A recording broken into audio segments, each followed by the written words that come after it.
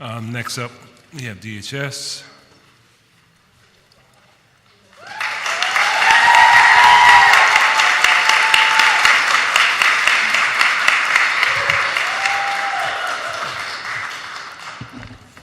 So,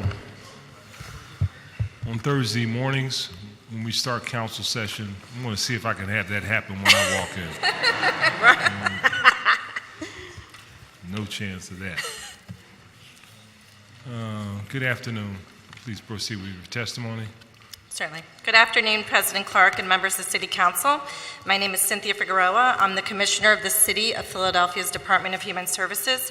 With me today is Kimberly Ali, Deputy Commissioner for Child Welfare Operations, and Christopher Seamy, Deputy Commissioner for Finance and Contracts, as well as many members of my senior team.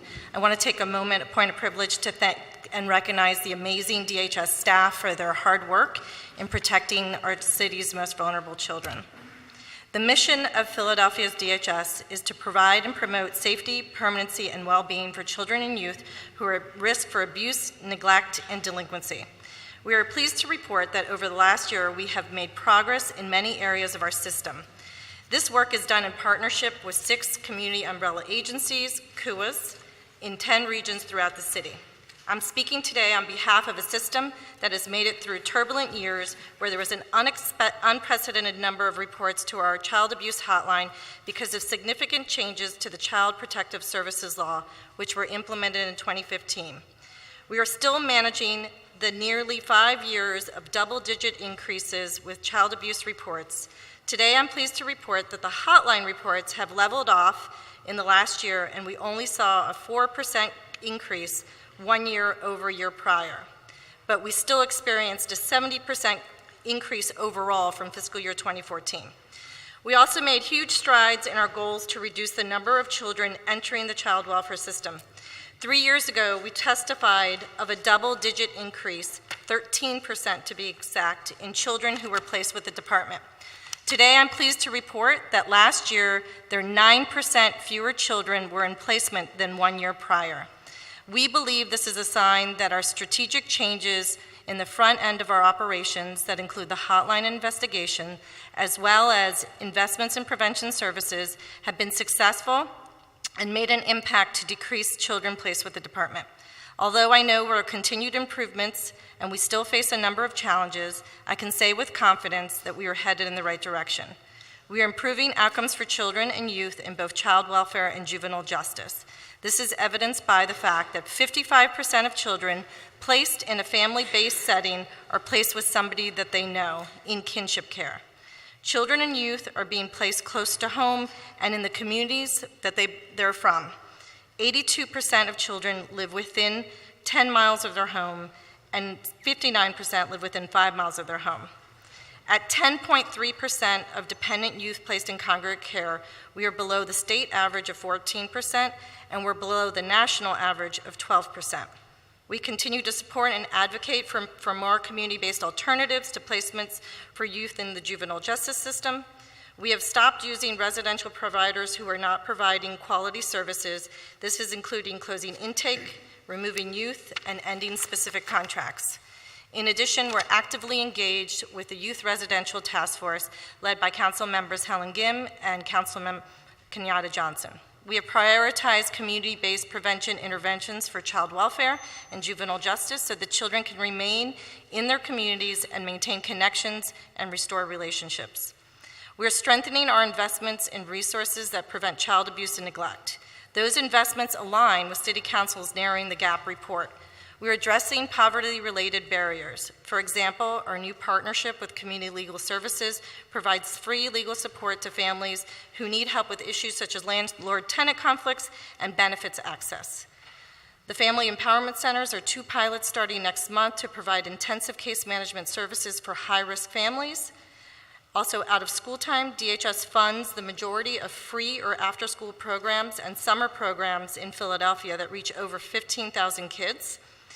We also invest heavily on workforce-ready programs. Last year, DHS funded 2,645 work-ready paid summer work internships.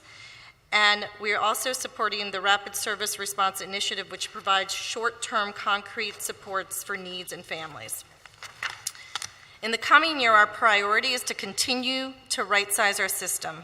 We are committed to safely preventing more children from being placed with DHS, safe and timely permanency, leading with reunification, continued reduction of congregate care for both dependent and delinquent youth, alignment of programs to serve children at most risk for involvement with child welfare and juvenile justice, and decreasing the amount of time children are in the system. Our challenge is to reunify families more quickly. If that's not possible, we need to move to a more permanent solution. To do this, we're enhancing our family engagement efforts, increasing our funding for rapid rehousing for reunification. At the same time, we're working to reduce delays in the adoption process. We're recruiting more foster homes for teens in tandem with our efforts to reduce congregate care. We have bolstered our recruitment efforts for foster homes that welcome teens. We have many willing folks to foster children and youth. Finding homes for teens continues to be a challenge. In closing, I just want to thank the council members for your continued support. We work closely with many of you to address constituent concerns throughout the year, and we thank you for the opportunity to present testimony today, and we're here to answer any questions. Thank you. Thank you. Just had a couple of questions, and first I want to thank you. You must have been listening, monitoring our testimony when you say you've been working with the narrowing the gap document put together by council. Can you give me a little more specifics in terms of what component Sure. So I actually, you're interested in? Because the handouts that we provided you, I did like a quick chart for you guys, and a lot of our services interface with barriers that are reflected as a result of poverty, but the Rapid Service Response is a service that we have directly tied to our hotline, and so it provides concrete needs. So if it's like food, utility assistance, a shallow rent, if there's no furniture. So sometimes I know you hear from constituents, oh, there was a report because there was, the electricity got cut off, or there's no furniture. And so this allows us the ability to provide those concrete goods. So that's one initiative. We know that the out of school time, the investment that we make in after school is critical. We know the hours that can serve really in some ways as a child care or security issue for children between the hours of 3 and 6, as well as work ready. And I know a number of council members have talked about this, but we make a significant investment in youth exposure and youth access to career opportunities. Great. Are you asking for more money for that part?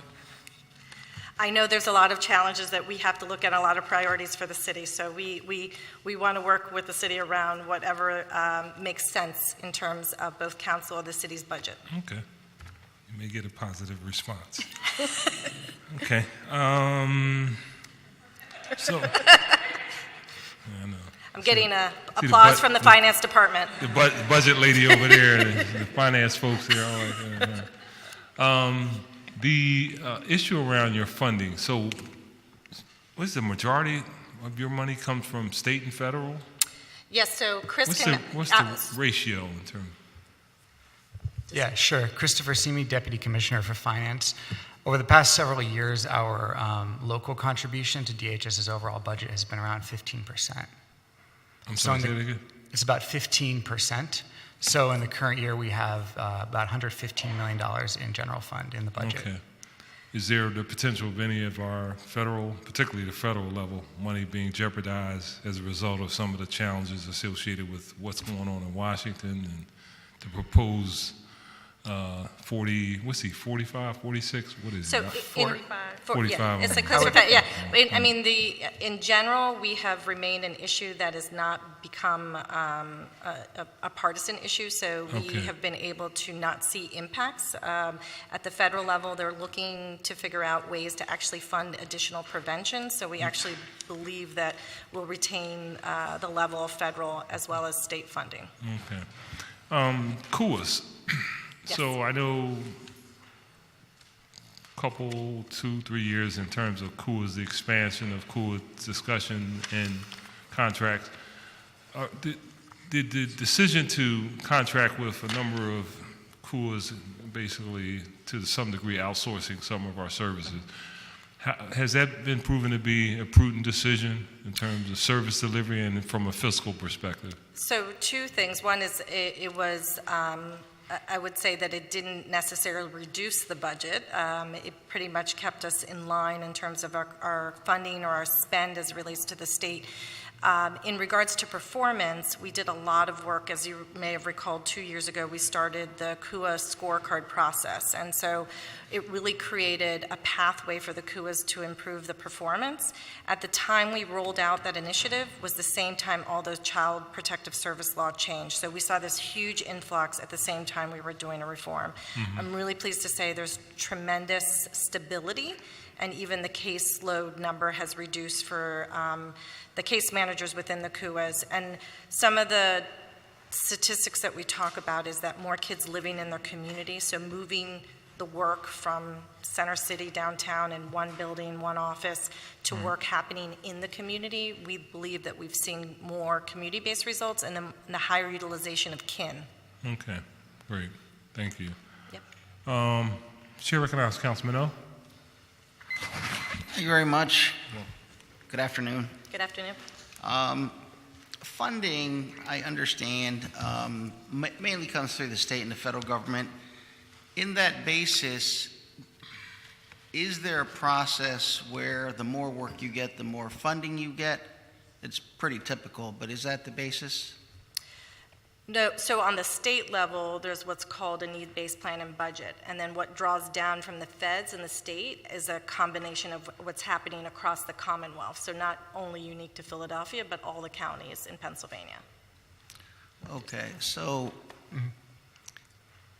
when we look at the statistics, and you could correct me if I'm wrong, because I read the statistics, I don't know if they're accurate or not. What I've read is 91% of removal of children is not for direct abuse of children.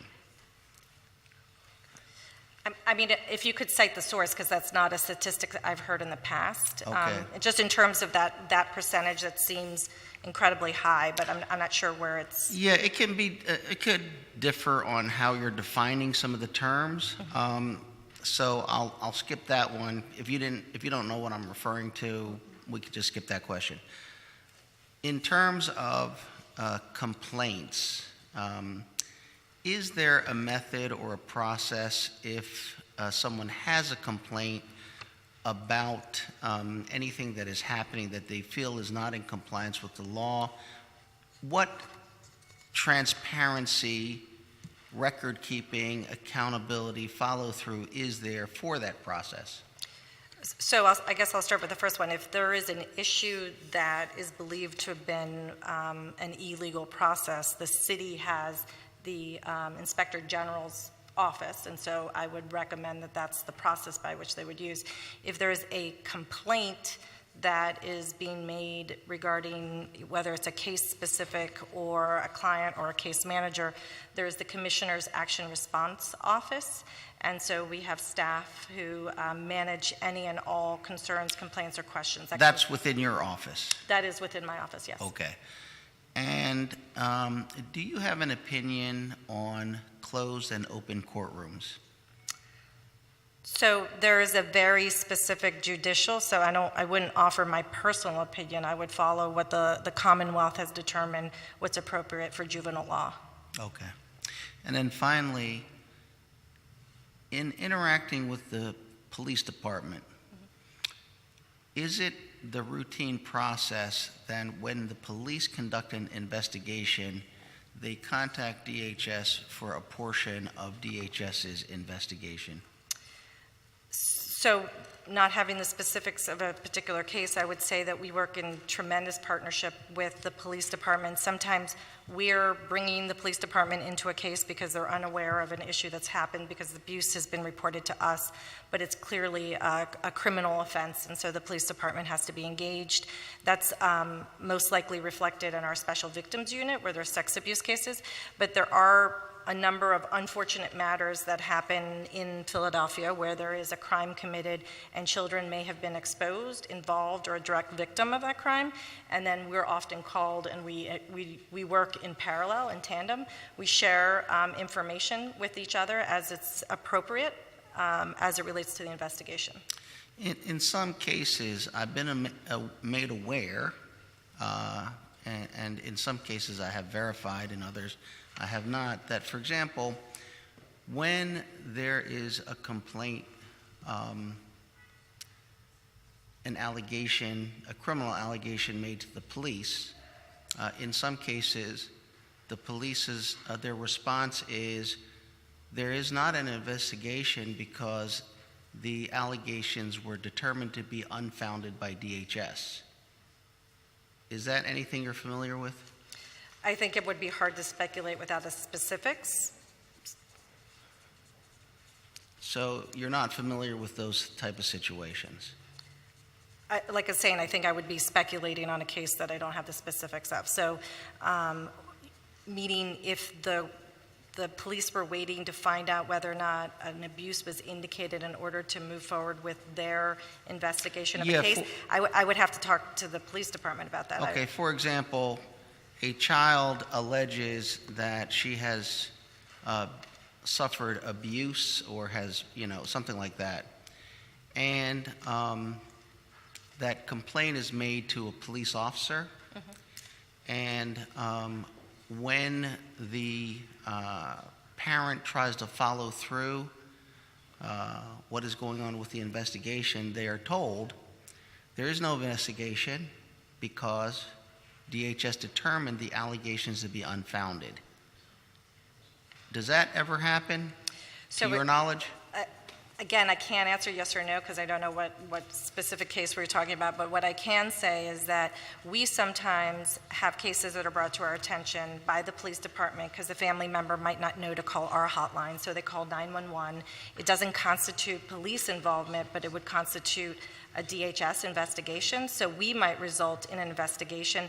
If it is in any nature sex abuse related, that would require a forensic interview, and if it was determined to be unfounded, that would the police would also be notified of that process. If it's unfounded and there's no evidence of sex abuse, then the police likely would not proceed on an investigation. So if a child, for example, brought in an allegation of rape, and the child was in DHS custody or... I'm sorry, was or was not? Was. Okay. Is it possible that DHS would then conduct the examination or investigation and then report to the police that it's founded or unfounded? So I can have Kim talk about it, but it's a very involved process with the special victims. Yes. Good afternoon. I'm Kimberly Ali. I'm Deputy Commissioner for Child Welfare Operations. Councilman, when we receive an allegation of rape of a child or a young person, the report is handled by Childline, who sends it to the Department of Human Services, and at the same time we gather the information, notification also goes to law enforcement to put law enforcement on notice that a young person has made allegations of rape. We have a coordinated response in which we work with Special Victims Unit, the District Attorney, our Child Advocacy Center, who does forensic sex abuse investigations, and we also have DHS investigators that are co-located at our Safety Collaborative on Huntington Park. We bring that young person in for a forensic interview in which a representative from our Child Advocacy Center will interview the young person to gather information about the allegations. We recognize that it is very traumatic for a young person to be interviewed when there is such a serious allegation. Therefore, behind a two-way mirror, you have the Special Victims Unit, you have the District Attorney, you have DHS social workers, and then the interview is led by a representative from our Child Advocacy Center. At that point, young people may or may not make a disclosure. If the young person doesn't make the disclosure, What we will do is determine whether or not what additional services if the young person needs. If the young person makes a disclosure at that location, we also have a medical suite. And at that medical suite, we have doctors from Children's Hospital of Philadelphia, as well as St. Chris Hospital of Philadelphia, so that the young person can be evaluated medically. And then we also offer behavioral health support for that young person as well. Again, just recognizing the sensitive nature of the allegation and not wanting a young person to be re-traumatized.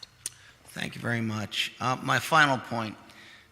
So if there's a medical report that in detail describes a sexual penetration of a child under the age of 6, that the child states has gone on for 2 years, that statement recorded by doctors in front of Philadelphia police, social workers, there is almost no way that that report would not have been investigated in the manner you stated. Is that correct? That's correct. Okay. Thank you very much. You're welcome. Thank you. Thank you, Councilman. Chair recognizes Councilman Dom. Thank you. Thank you, Council President. Good afternoon. Good afternoon. Few questions. How many juveniles are currently being held at the Juvenile Justice Center? Today, so it fluctuates. I believe today we were at 118. 118, yes. Okay, in 2017, I think it said 7 out of 10 CUAs received grades of D. What are the current grades So today? the current grades as of the fall were C and C pluses, and I'm glad to say that as we're at the 6-month mark, we're moving closer to B minuses, but we're definitely more in the average, which even the length of time of the reform, I think we've made tremendous progress in a short time. Do we have any that are C or D right now? So we had one who was still struggling a little bit, but has been able to move up considerably and actually made the most progress percentage-wise, and we believe they'll be at, will be at the C level in the That's coming. good. Okay, Yeah. thank you. In the public property budget detail, which is a small question, but it shows that DHS paid about $560,000 to rent space at 300 East Hunting Park for the Public Safety Collaborative. Yes. This year, it seems you're requesting $1.2 million to rent space there. And we're just curious why we're appropriating twice as much as we're for rent this year.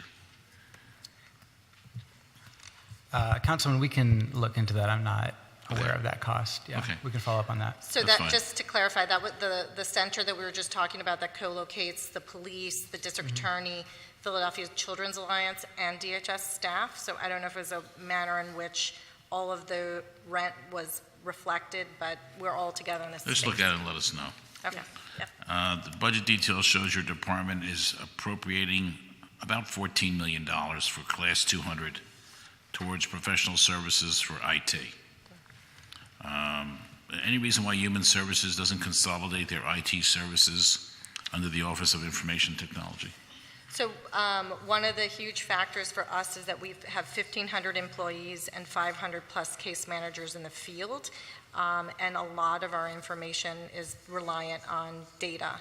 It's also very unique to child welfare and the specialization of that. So much like we have our own HR and we have our own finance, it's a very large, complex department and has been incredibly beneficial for us.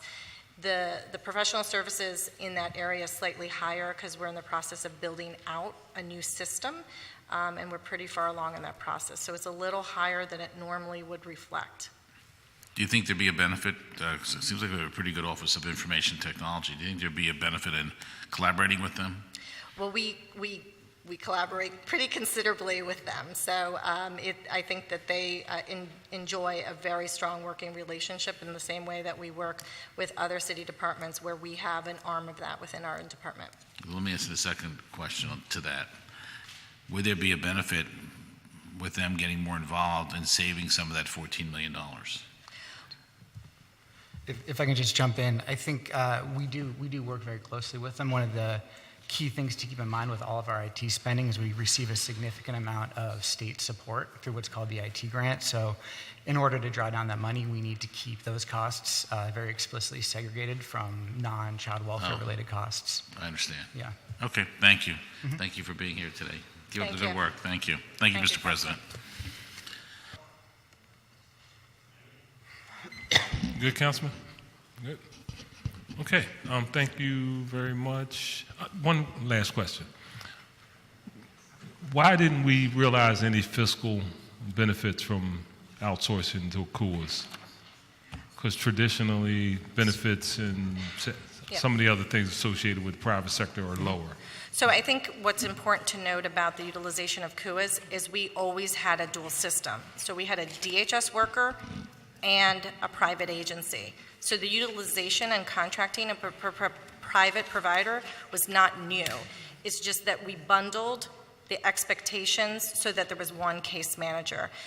It also happened at a time where, while we moved our work to the COOs, we had this huge increase. So I would say our front-end services, the hotline and investigations, is a much larger operation than it was prior.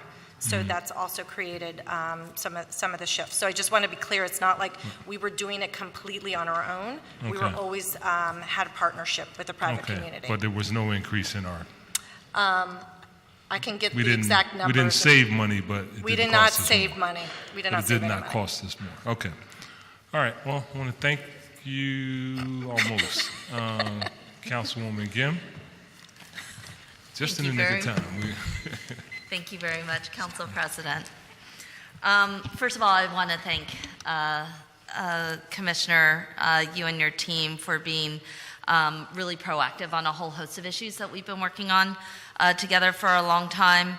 And I wanted to ask a little bit about your budget and whether it accounts for changes that you expect to come out of the recommendations from the task force. So we've been working together on this task force to reduce residential youth placements. It's had tremendous work and could not have come at a more important time. But is the budget looking ahead to taking a look for any of these potential recommendations?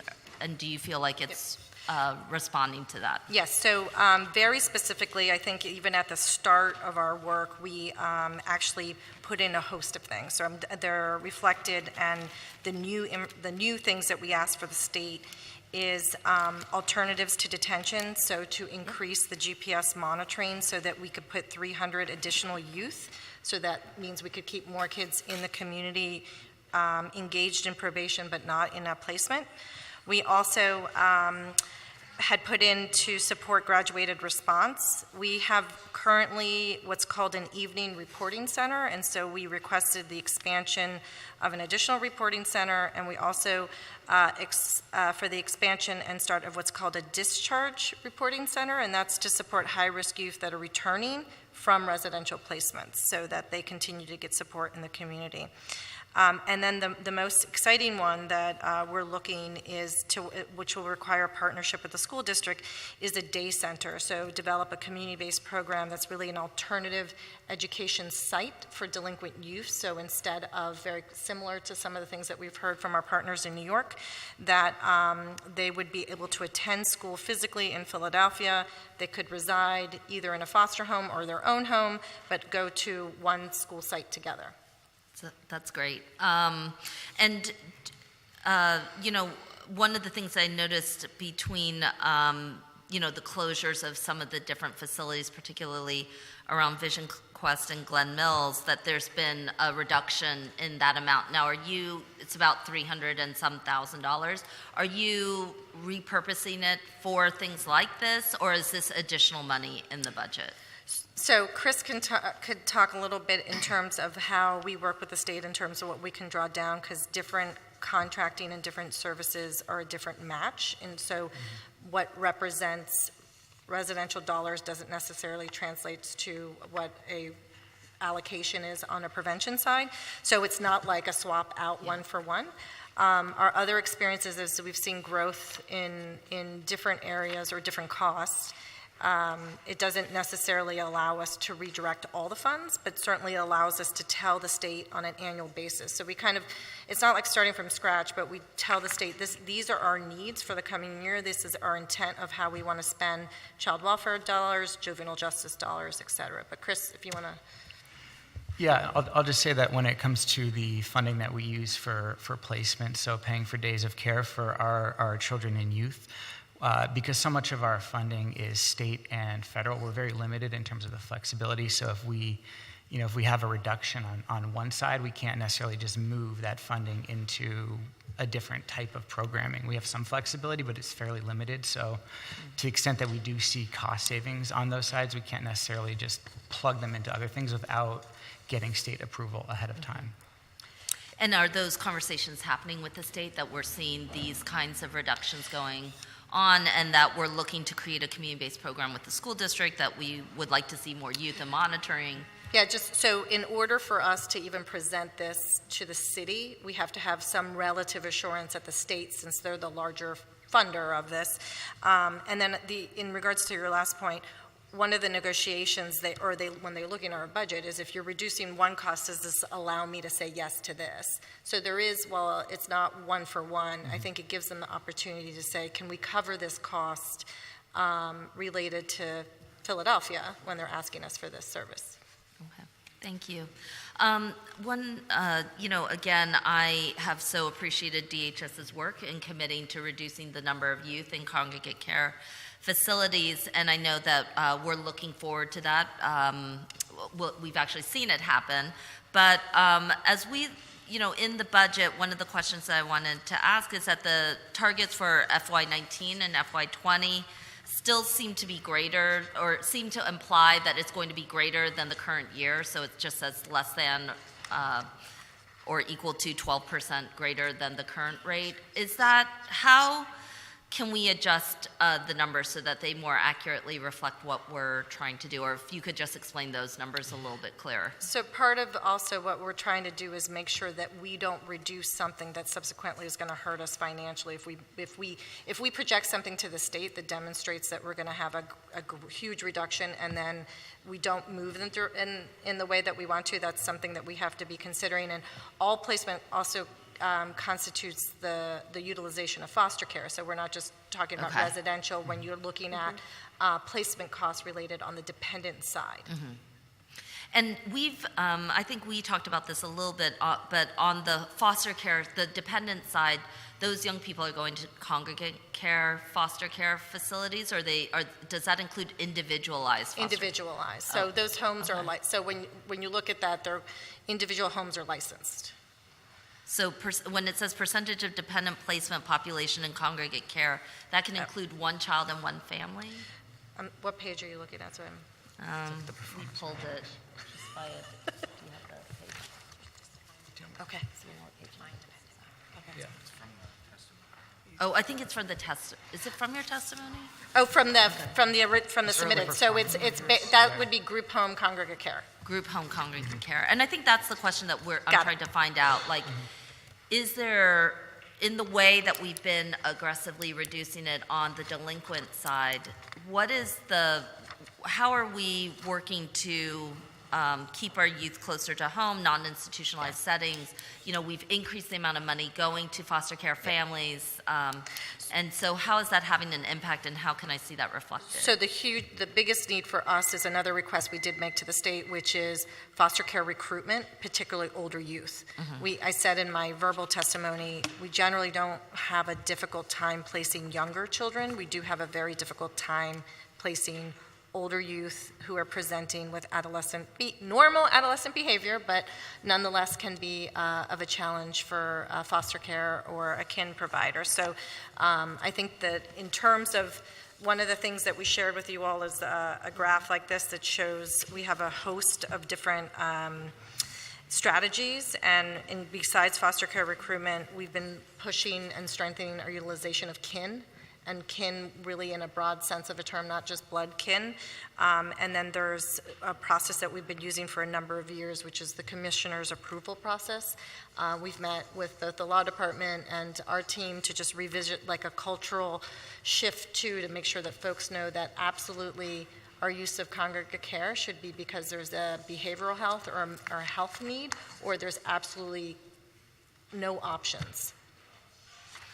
I mean, you know, I know you and I have a commitment to see that number go down, so we should just keep talking and Yes, working yeah. together. Our motto is 9 and below. We're at 10.3, which is the lowest we've ever been on Okay. dependent. The state's percentage is 14% and the national is 12. So Okay. Philadelphia is experiencing below the national average, but we're very much committed to, yeah. Thank We're- you. Yep. Thank you. And I have a couple more questions, if that's okay. So one of the things that your report, Improving Outcomes for Children, has been flagging is the need to address truancy and reduce entry into the formal child welfare system.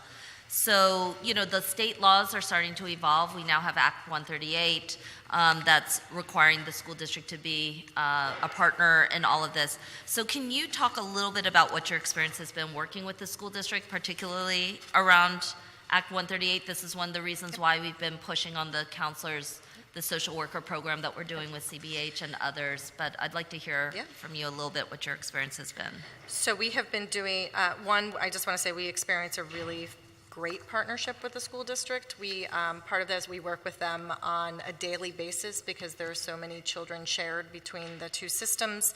And so our ability to really make sure that we're working in the best way possible. So with the introduction of Act 138, we did a lot of planning with the district because it was going to be a pretty significant burden to them because it was an unfunded mandate in terms of the requirements around, in order now to refer to child welfare, there's a lot of benchmarks or indicators that the school district had to demonstrate physically in order for that referral to happen. And so we instituted really that process, which is that we would not accept referrals from school districts and from our school district unless there was evidence that a truancy conference had been had and a truancy plan had been developed. In order to support the district, because that was a heavy lift, we're actually been running a pilot with our truancy providers, our case managers that do work in the community where they're doing the support. They're supporting that first tier work in the schools with the school district. And so we're supporting, because we've always funded a level of prevention truancy work. And so we've actually seen really significant gains in the sense that we're seeing the numbers reduce as regards to the referrals as just a straight truancy issue. Okay, that's hopeful. It is hopeful. We're also tracking that, so I'm hoping that maybe by late fall or winter, we'd be able to talk some numbers in terms of how many referrals came through that project and how many youth were and were not referred. Yeah, no, that's really helpful. I mean, you know, this, in the last year and a half or so, we've been sending some of our staff to truancy court, just to pay attention to what's happening on the ground. Yep. And, you know, I'd be curious about how much money DHS is spending on truancy prevention. So it's about $8.5 million. 8.5, and as a percentage? As a percentage of our prevention money, it's probably like Small. 10, Yeah, probably it's 12%. 12%. 12% 10, maybe, 12%. of the total prevention budget, yeah. And have you, you know, as we're kind of observing some of the impact in truancy court, I guess I'm wondering if you've, like, how you evaluate the efficacy of the contracts that you push out for the entities that are supposed to handle it, because we hear lots of different things that happen, including, you know, breakdowns in communications and other types of things, and you know, I assume, obviously every contract provider has a contract. There are metrics that have to be met. But given that it is a significant percentage of the budget, given that it's like an important area that we have to evolve and refine, I was curious about whether you've thought about taking a more aggressive evaluation of the efficacy of the truancy prevention work and seeing if, like, a third-party provider or if there's somebody else that might be helpful in navigating some of the issues that we're sometimes Yes, so seeing? there have been a few changes on the prevention contracting side. One is that we're treating them much more like the providers on the child welfare side, which is that we have an expectation now that they go through some of the similar training. Before it was like there wasn't necessarily a clarity on the expectations of the safety and other issues that we want to make sure providers receive similar training. So that was one major change. This new project, or I hate using the term pilot, but really what we're doing with the school district in terms of having, we're in over 112 schools where we have providers that are doing these supports. I think the opportunity to evaluate this very new way further upstream process of looking at it from a prevention standpoint, the intention is to be prevention. I think the challenge is when you have a youth that has much more complex issues and they are not attending school even with interventions, what's the right service? And I think that we've figured out the upstream service, and I think the question is there something new or different for kids who are missing like 40, 50 plus days and may have other presenting issues that have to be considered. Yeah, no, I think that that's exactly right, that, as IOC showed, there's an entry level, but it's clear that truancy is just a symptom as opposed to like the cause. And so if we have these truancy prevention services and contracts with providers, are we making clear that there's some kind of a link to when we see these deep problems that are going on? How are we pushing it a little further, maybe moving it out of truancy prevention and into some other kind of and I think something service that we probably can do a much better job of is figuring out how do we better link that prevention piece to a much more intensive support. Yeah, okay. We have large numbers of youth who are aging out of foster care every year, and they may not be able to be reunified with a family. So what kinds of efforts and goals does DHS have to improve either reunification or stability, and then in particular to get them some supports? I was really excited to hear, for example, with our planning department, that we are looking to potentially pilot shallow rent subsidies, and that this, one of the conversations to be had is whether we can match it up with particularly vulnerable populations in our city. And I am always worried about young people who age out of foster care because they have support services and then they just end. And that they're based on age and not necessarily by whether there's stability and a coordinated effort to graduate them into independence. So could you talk a little bit about that?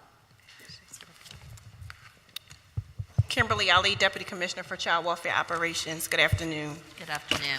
One of our big pushes is really around making sure that young people, when they transition from the child welfare system, that they have a connection with a caring and loving adult. Hence why we are pushing extremely hard our efforts around permanency, specifically reunification, as well as adoption or legal guardianship.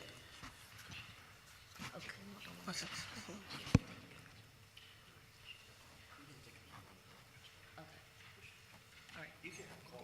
Yeah, we'll do this one and then we'll do a callback. Okay, yeah, go ahead. Okay. So I'll restate what I said around the department's push is really around permanency because we recognize that young people need a caring adult in their life. So our push around foster care recruitment for teenagers is one that we know would help achieve young people to be more successful. In addition, we have an Achieving Independence Center that's located right at Broad and Master Street, and it's a one-stop shop for our young people aged 14 years of age or older, in which they are able to obtain life skills, again, to help them with self-sufficiency.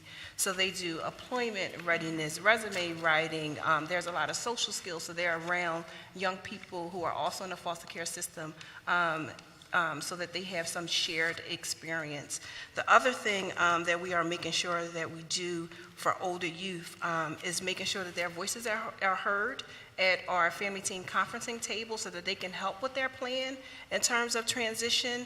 And then finally, we are taking a hard look at young people who are placed in SIL, so supervised independent living, in which they have an apartment of their own, just to make sure that the young people who are placed in those apartments actually can live on their own and they're able to afford the rent post their discharge from the child welfare system. So we also assist with rental assistance just to make sure that the young person is able to transition appropriately. Yeah, I mean, I know that DHS has a number of really great programs. I think I'm looking for the outcomes. So like, what percentage of kids are, who are aging out of foster care end up in this type of facility?